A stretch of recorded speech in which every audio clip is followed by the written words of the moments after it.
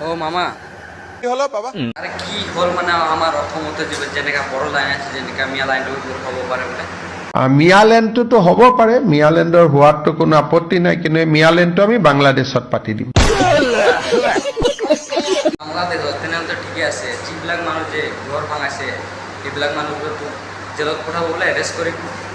পাগলা নেকি? মোক ফালতু ভাবিছে নেকি? কি হ'ল মামাক ফালতু ভাবিছা? মামা মুখ্যমন্ত্ৰী। মুখ্যমন্ত্ৰী হয় মই।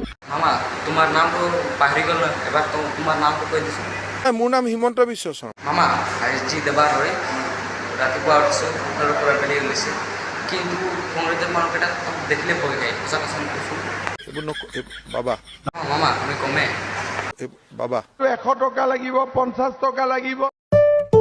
কোন ক'লে ৰে মামা কংগ্ৰেছৰ ভোট খাব? কোন পাগলা ক'লে মামা কংগ্ৰেছ ভোট খাব বুলি? মই কংগ্ৰেছৰ ভয় নাখাওঁ, মই মাৰ গাখীৰ খাই জন্ম হৈছো।